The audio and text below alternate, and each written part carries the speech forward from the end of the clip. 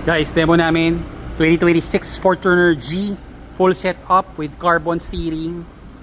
So ito yung quick walkthrough sa labas. Sinetup namin. Ginawa lang namin siya black and white.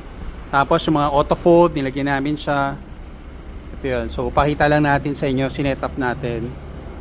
So kanina bare na bare to. In-upgrade natin pati sway bar. Yan, naka-sway bar na rin siya. So this one is mga 1 hour, we're done.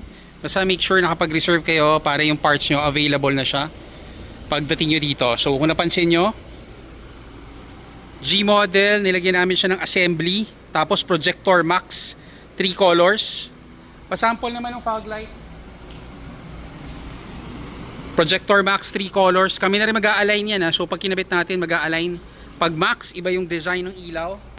You know, may criss-cross siya yung design. So 3 colors yan. Yan naman yung yellow. Then isa, ito yung all weather. Ito yung pinakamabenta namin, projector max. Tapos assembly kit with wiring, lahat wala tayong ginalaw. Pa-open ng hood. Hood logo, nilagyan natin siya. Tapos pansin nyo yung ilalim niya, same na sa GR, so palit assembly yan. Bumper DRL, kinabitan natin. Nilagyan natin siya ng hood shocks.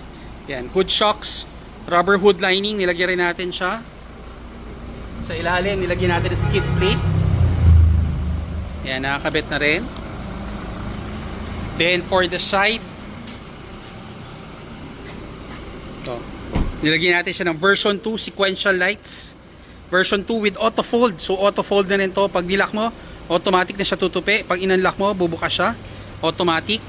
Rain visor, nilagyan natin siya. Black garnish set, ayan, pogi na. G model, pero pag sinetup natin, napakagad na.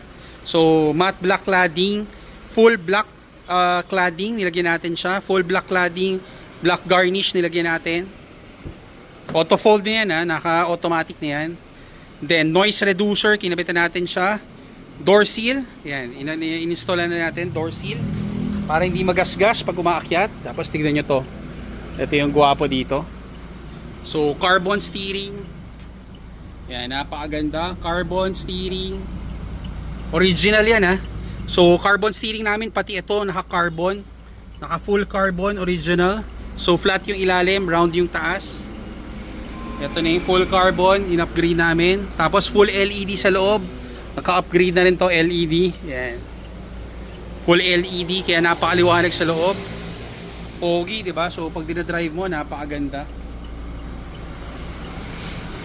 Yan. Then sa likod, nilagyan natin siya black garnish set, trunk LED plate, in-upgrade natin. Rear seal, bumper lights, sway bar. Tapos TRD mudguard, nilagyan natin. So yung G model, pogi na siya. Basta lagyan nyo lang ng magandang budget.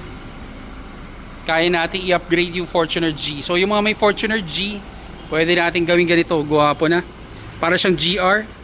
So same yung sequential niya sa side mirror tsaka sa bumper. Yan ang itsura niya. So setup nito, mga 1 hour, we're done.